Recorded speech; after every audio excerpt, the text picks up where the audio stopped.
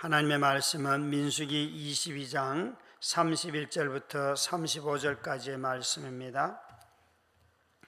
민수기 22장 31절부터 35절까지의 말씀, 자막을 통하여 표신 성경을 통하여 합심하여 하나님의 말씀을 읽습니다. 그때에 여호와께서 발람의 눈을 밝히심에 여호와의 사자가 손에 칼을 빼들고 길에 선 것을 그가 보고 머리를 숙이고 엎드리니 여호와의 사자가 그에게 이르되 너는 어찌하여 내 나귀를 이같이 3번 때렸느냐? 보라, 내 앞에서 내 길이 사악하므로 내가 너를 막으려고 나왔더니 나귀가 나를 보고 이같이 3번을 돌이켜 내 앞에서 피하였느니라. 나귀가 만일 돌이켜 나를 피하지 아니하였다면 내가 벌써 너를 죽이고 나귀는 살렸으리라. 발람이 여호와의 사자에게 말하되 내가 범죄하였나이다. 당신이 나를 막으려고 길에 서신 줄을 내가 알지 못하였나이다. 당신이 이를 기뻐하지 아니하시면 나는 돌아가겠나이다. 여호와의 사자가 그 사람들과 함께 가라. 내가 내게 이르는 말만 할지니라. 발람이 발락의 고관들과 함께 가니라. 아멘. 성경에는 오늘 읽은 본문 말씀처럼 우화에 가까운 스토리들이 많이 등장을 합니다. 요나가 물고기 뱃속에 들어갔다 나왔다 하는 것도 그 중에 하나이죠. 이런 스토리들을 만날 때는 그 전체 이야기를 잘 살펴보는 것이 중요합니다. 사실 오늘 본문을 여러분 성경을 펴셨으니까 한번 보시면 20절 같은 성경 구절을 보시면 발람에게 하나님이 밤에 말씀하시기를 이르시되 그 사람들이 너를 부르러 왔거든 일어나 함께 가라. 그러나 내가 내게 이르는 말만 준행할지니라. 이렇게 말씀하고 계세요. 그러니까 이 발락이 사람을 2번째 보내었을 때 발람에게 하나님이 그들이 오면 같이 가면 좋겠다 말씀을 하셨어요. 그런데 21절부터 35절까지 본문을 읽다 보면 하나님께서 이 발람의 가는 길을 막으세요. 나귀를 통하여서 3번씩이나 죽이려고 할 때마다 나귀가 눈을 떠서 하나님의 임재를 깨닫고 도망 다니면서 이 발람이 살게 돼요. 그러니까 앞에 밤에 발람에게 하나님이 가라고 말씀하신 것 같은데 그 뒤에 나오는 구절들을 쭉 읽어보면 34절의 말씀처럼 이렇게 말하고 있어요. 발람이 여호와의 사자에게 말하되 내가 범죄하였나이다. 당신이 나를 막으려고 길에 서신 줄을 내가 알지 못하였나이다. 당신이 이를 기뻐하지 아니하시면 나는 돌아가겠나이다. 지금 어젯밤에 나타나셔서 하나님이 발람 보고 가라라고 하시는 투로 말씀을 하신 것 같고, 그러나 정작 길을 떠나서 갔더니만 이렇게 나귀가 먼저 하나님이 원하는 길이 아니라는 걸 알아보고는 3번씩이나 피하고 난 뒤에야 이 발람이 깨닫게 돼요. 이 길이 가야 할 길이 아니었구나 라고 그가 깨달았다는 거죠. 이럴 때 여러분, 우리는 관심이 다 나귀가 말을 했을까 이런 데 관심이 많잖아요. 또 어떻게 짐승이 말을 하겠습니까? 이렇게 말하면 사람들 중에는 하나님이 무슨 일이든 왜 못하시겠습니까? 돌들로도 찬양하게 하시는데요. 여러분, 돌들이 찬양한다는 말을 돌이 사람의 입처럼 되어서 인격적으로 한다는 소리가 아니죠. 나무와 꽃이 하나님을 찬양합니다. 그러면 개들이 말을 합니까? 삼위 하나님이 어쩌고 저쩌고?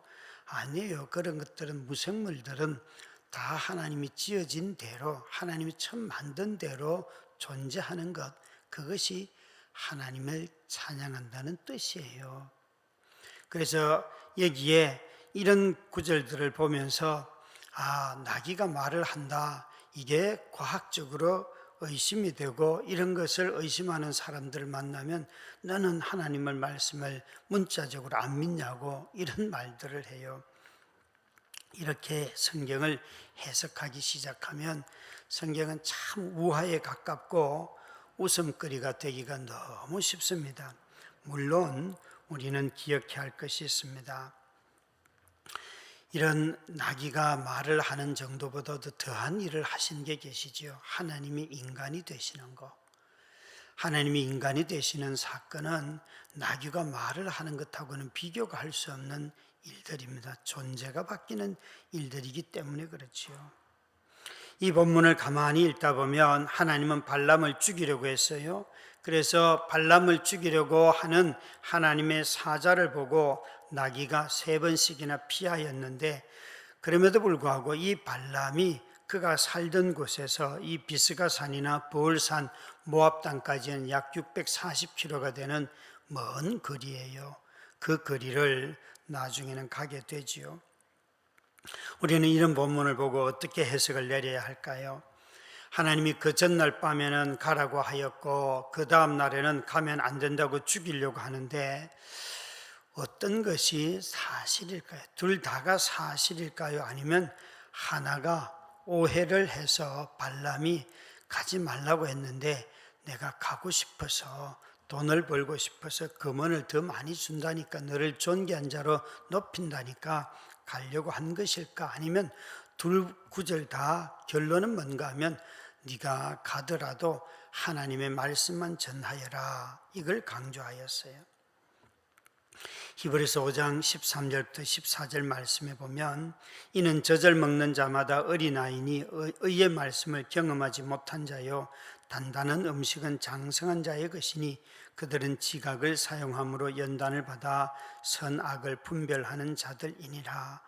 여기에 어린아이와 장성한 자의 차이가 뭔가 하면, 어린아이는 의의 말씀을 경험하지 못한 자요. 나중에 이 히브리서 말씀에서는 너희가 너무 어리다라고 말할 때 늘 세례받은 것만 이야기하고 이런 거 있잖아요. 이런 것들을 언급하는 것을 보고 다 너무 어리다, 내가 언제 방언했는데, 이런 얘기하는 건 다 어리다고 말하고, 장성한 자들은 단단한 음식을 먹는 자들인데 특징이 뭔가 하면 지각을 사용함으로 연단을 받아서 선과 악을 구별할 줄 아는 자, 선악을 구별할 줄 아는 자예요. 내가 좋다 싫다를 말하는 게 아니에요. 선과 악, 하나님이 싫어하는 것이 무엇인지를 삶 가운데서 특별히 여기에 지각을 사용함으로 연단을 받아서, 저는 모든 임직자들이 목사님이 말씀하시면 저는 뭐든지 합니다, 이런 임직자들이 되면 안 됩니다. 여러분들이 저보다 훨씬 똑똑하고 분별력도 있고 하나님 앞에 진실하게 기도하시는 분들도 많고, 다만 우리에게 주신 역할이 다를 뿐이에요. 그래서 하나님께서 여러분들에게 맡겨주신 그 은사와 지혜를 가지고 하나님 앞에 기도하는 마음을 가지고 말씀을 읽다가 선과 악을 분별하는 것을 가지고 제가 잘못할 때 여러분들이 그것은 악한 일입니다 라고 말씀하실 수 있어야 돼요. 일하는 방법의 차이를 말하는 것이 아니에요. 교회는 너무나 일하는 방법을 가지고 많이 싸워요. 세상을 볼 때에 선과 악을 구별하는 것, 말씀의 연단을 받아서 이것이 장성한 자들이고, 이런 본문들을 그래서 읽었을 때에 우리에게 주신 지각을 가지고 하나님의 말씀을 잘 분별하고 읽고 깨닫는 것이 중요합니다. 가끔은 임직자들인데 목사님들인데 너무 유치해서 뭐라고 말을 하기가 어려울 때가 참 많아요. 그냥 함부로 과학을 무시한다든지 하나님이 이런 거 다 하실 거야. 여러분, 과학이 하나님이 하신 일들을 밝혀낸 것도 정말 많지 않습니까? 그러면 우리가 겸손하게 과학자들에게 배워야 되는데 마치 의사보다도 병을 더 잘 아는 것처럼 말할 때가 있어요. 우리 모두는 다 이런 것이 우리 삶에 하나님이 원래 주신 말씀하고 다르다는 것을 먼저 인정을 하셔야 합니다. 여러분, 이번 임직 모든 받으시는 분들이 정말 지각을 사용함으로 연단을 받고 하나님의 말씀을 가지고 선과 악을 구별할 줄 아는 그런 하나님의 사람들이 다 되시기를 주의 이름으로 축원합니다. 오늘 말씀에 여러분 32절을 한번 같이 읽도록 하겠습니다. 같이 읽습니다. 시작. 여호와의 사자가 그에게 이르되 보라, 내 앞에서 내 길이 사악함으로 내가 너를 막으려고 나왔더니 여기에 지금 발람에 가는 길을 사악한 의도로 가고 있다고 말씀하고 계세요. 사악한 의도로. 하나님의 어쩌면 저는 그 전날 밤에 20절에 있는 말씀이 이 발람이 자기가 돈을 벌고 싶었어요. 금과 은을 더 많이 주고 지위를 높여주고 내가 너를 존귀한 자로 만들어주고 그렇게 다 발락이 약속을 했어요. 그래서 그가 마음속에 가고 싶었어요. 그래서 하나님의 이름을 빌려서 어쩌면 가고 싶은 것 같아요.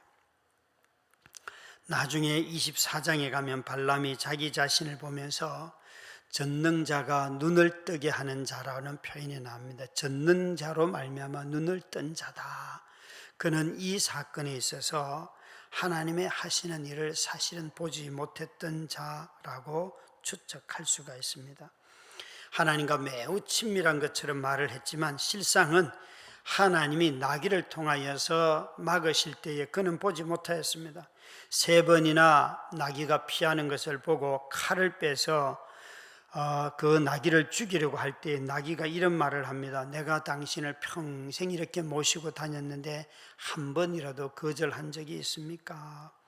나는 한 번도 당신의 말을 거절한 적이 없는데 내가 한 번도 거절한 적이 없는 사람이, 없는 나귀가 거절을 하면 뭔가 이상한다, 그런 생각이라도 해야 될 텐데 왜 당신은 나를 죽이려고 합니까?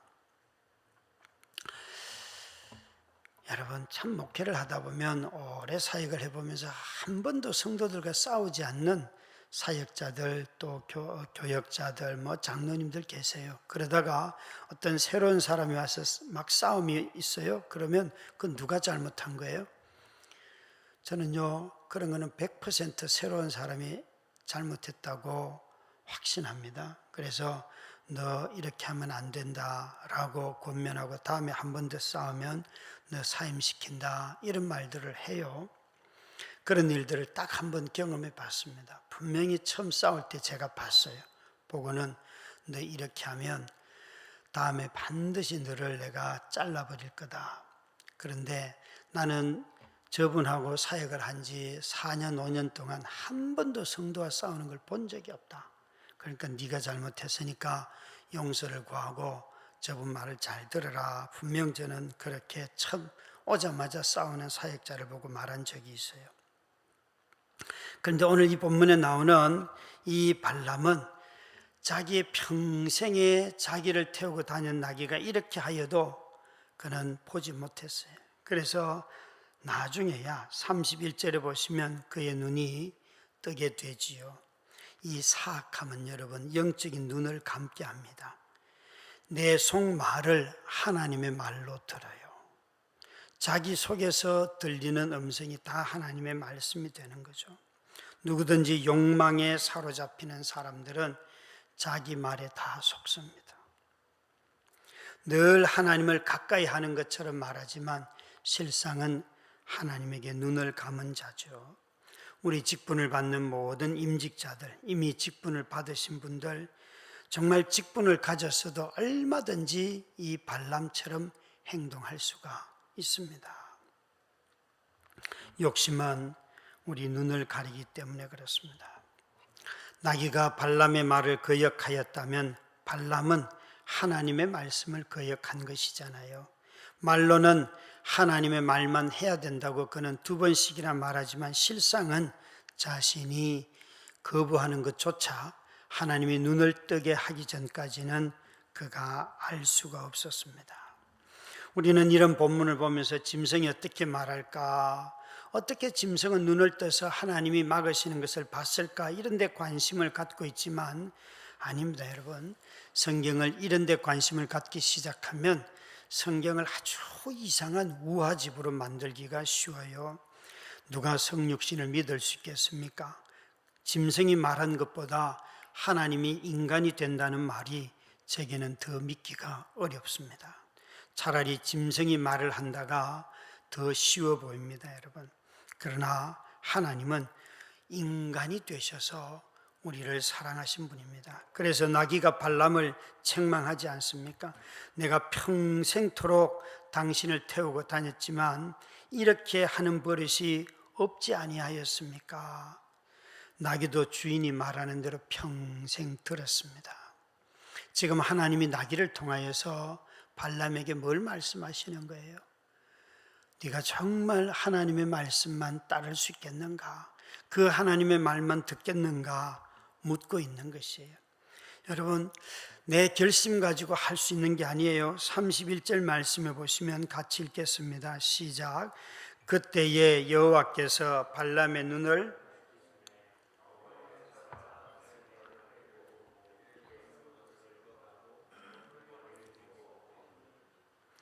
여기에 여호와께서 발람의 눈을 밝히심에 우리가 하나님 앞에 겸손해져야 하는 이유가 여기에 있습니다. 하나님이 말씀을 밝혀주셔야지만 우리는 내가 믿습니다를 많이 강조해요.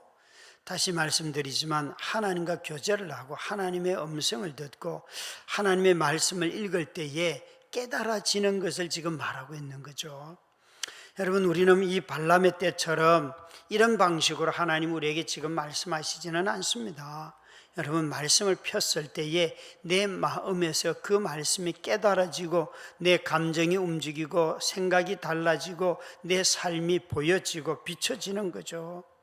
그런데 말씀을 보고도 자기 삶을 비추지 못하는 사람들이 있어요. 말씀을 읽었다 해서 끝이 나는 거예요. 말씀을 많이 읽으시는 것 중요합니다. 그런데 그것보다 더 중요한 것은 말씀을 읽고 깨닫는 거예요. 말씀을 깨달으셔야 돼요. 우리 임직을 받으시는 분들 먼저 말씀을 읽으시길 바랍니다. 90일 통독을 할 수도 있고 15분 통독을 할 수도 있고 매일 성경을 매일 묵상하시면 밑에 하루에 3장씩 읽도록 구성이 되어 있습니다. 그 3장씩 읽어도 1년에 한 번 일독을 하게 되지요. 이런 말씀들을 들어요. 임직자들인데 아이고 목사님 저는 기도 못합니다. 말씀 모릅니다. 그런데 부끄러운 거예요. 그거는 정말 부끄러운 거예요. 그렇게 드라마를 보고 다 하시면서도 말씀을 안 읽고 기도 생활이 없다는 것은 정말 부끄러워하셔야 돼요. 욕심에 눈이 어두워진 발람은 하나님의 임재도 보지 못했지만 평생 발람에게 순종했던 나귀는 하나님의 임재를 깨닫고 자기 주인을 보호하려고 했어요. 하나님의 진노를 피하려고 했어요. 모든 직분자들이 그러해야 합니다. 하나님이 맡겨주신 일을 여러분 하나님이 기쁘게 하도록 우리가 해야 되지, 내 자신의 욕심을 쫓아서 내 방법대로 편한 대로 하면 반드시 싸움이 일어납니다. 교회 일을 하면서 저 자신에게 제일 어려운 것은 저보다도 훨씬 어린 사람들도 주장이 있고 또 거듭나지 않은 사람들도 성도이기 때문에 주장이 있고 다 있어요. 그런데 그런 음성들을 듣고 잘 분별하여 제 자신을 부인하고 하나님의 말씀에 순종하는 거, 그런 게 어렵더라고요. 내 마음대로 할 수 있다면 목회자는 정말 쉬운 길 같습니다.